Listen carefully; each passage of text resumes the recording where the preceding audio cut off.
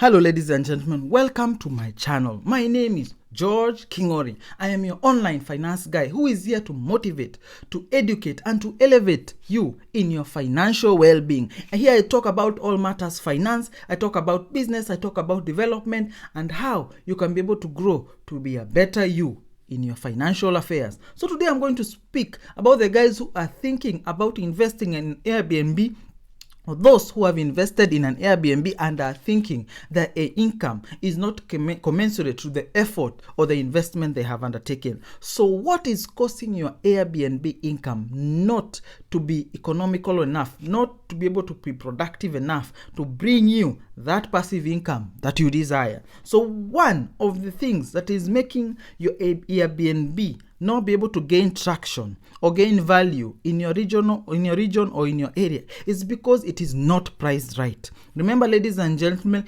price is the easiest way that you can be able to get people to come into your Airbnb house or room, or it can keep people away. If it is too cheap, people may be afraid. They might ask, why is this Airbnb so cheap compared to other options in the area? Or if it is too expensive, the price sensitive person might not go to your Airbnb because they might be priced out of that Airbnb space. So price just right, not too high, not too low, just the right amount of money that will be able to make you attract clients and be able to get a feasible amount of money that can be able to help you meet your financial obligations. The other thing is, if your Airbnb is not well located, ladies and gentlemen, it should be well located, and especially if you are targeting the people who come for work or for business. People who come for work or business want Airbnbs that are located near where they could be able to attend conferences or meetings or do this and that. If you have your Airbnb that you are targeting these business clients, but it is far out there for the business person, you are not going to bring that client closer, ladies and gentlemen. However, if your desire is to be able to attract a different kind of traveler, an adventure traveler, then you need to offer something that is commensurate with that. Ladies and gentlemen, you must be well located. If you're locating the holiday makers, then ensure that you are near a place that attracts tourists. So if it is a holiday home, that it must be near a beach, near a place of interest, near a national park, or near somewhere where people are coming for holiday. If it is just anywhere and everywhere, you might not get value for your money by investing in an Airbnb, ladies and gentlemen. The other thing that is making you not make money is poor marketing. Ladies and gentlemen, you need to market and market and market. And the easiest way that you can be able to market your Airbnb space is to have great photographs. Great photographs allow the people to be able to see where they are coming to stay. You could even be able to do a 3D projection or a video to be able to help people walk around and see. Look at the architectural firms, what they do when they are selling a property.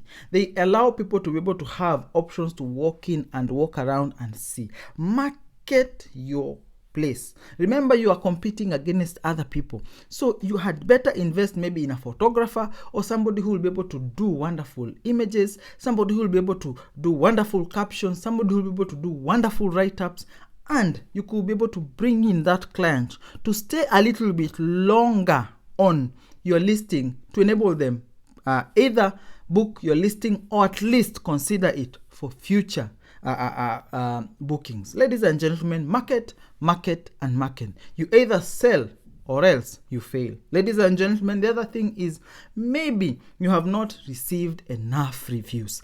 Remember, ladies and gentlemen, when people are looking at booking your space, they look at the reviews that have been left by previous travelers, people who have been to that space. Then they want to check and see, what are people speaking about? The most important thing that people consider or look out for is cleanliness. So when there are bad reviews about not being clean, or where then there are no reviews about cleanliness or whatnot, people might be reluctant to book your space. So the easiest way to get reviews is get your friends and your relatives and other people around you to come and book the space. You had better even refund them, but at least get 20 honest reviews, not the made up reviews, but honest reviews that are going to allow people to be able to at least consider your space. Remember, people book the highest reviewed places, whether with bad or good reviews, but at least some reasonably good reviews. I have never booked a space, apart from once, a space that has never been booked. And remember, if you're the first person to go to a space, you are taking a risk because you do not know what to expect. So reviews are highly important. Again, the other thing as regards to reviews, respond positively to reviews, whether they are positive or negative. Remember, even a negative review that is responded to in a positive way, in a way that shows action, and you appreciate that feedback, allows other people who are considering your space to consider taking it, even though there is a previous bad review. So be positive. And remember to respond to your reviews and ensure that you have a bit of reviews. People go where they are recommended to go. Remember, ladies and gentlemen, word of mouth is the biggest way you can be able to market your space. The other thing is, if your place screams controversy, ladies and gentlemen, if when they look at the space, they see images. Remember, ladies and gentlemen, there are three things that keep people away from a space. One is when there's a lot of splurge on religion. The other thing is when there's a lot of vibe on money. Then the other thing is when there's a lot of vibe on politics. Ladies and gentlemen, not everybody needs to know the political party that you support. Not everyone needs to know the sports team that you support. Remove those personal things. When there is a look of controversy in your space, certain cluster of people may not come to your space. So remove anything that might scream controversy in your place. One day we booked an Airbnb space, someplace in Germany, and we did not know. But when we came, we wanted to stay for at least 3 days. But there was a flag, a Confederate flag on that space. Inside the house or somewhere there was a flag. And if you know, the Confederate flag is usually termed as racist, especially against black people. Do you think we stayed in that Airbnb? Ladies and gentlemen, anything that screams controversy, please remove it. If you have allowed people to come to your space, do not force your beliefs and your desires on them.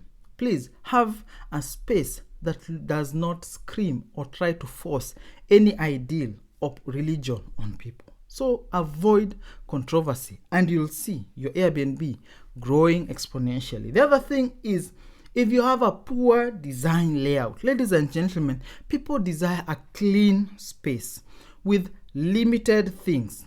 In fact, the lesser the clutter, the better. Remember, people are not attracted to many family photos of your space. Please, when you are allowing people to use a space, allow to have the minimum possible things. Have a clean and cluttered, well laid out space. Ladies and gentlemen, people need not see hanging things under that bed.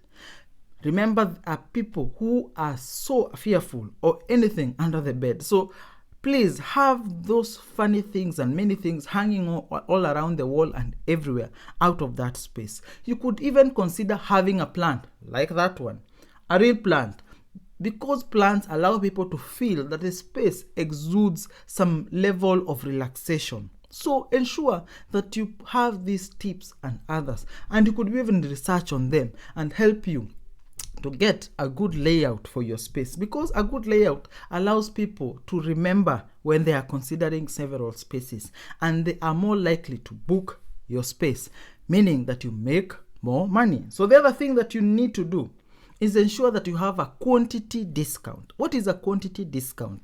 If somebody is booking a room a room or a house for a day, you might charge them a higher rate. But if they're going to stay for a week, you could consider having a certain discount. If they stay for a month, even a bigger discount. Ladies and gentlemen, this allows people or encourages people to stay longer in your space, and it allows you to attract the kind of traveler who stays longer. Remember, the longer people stay in your space, the lesser costs you incur and the more money you generate, ladies and gentlemen, because when they stay longer, you do not need to change bed sheets every day.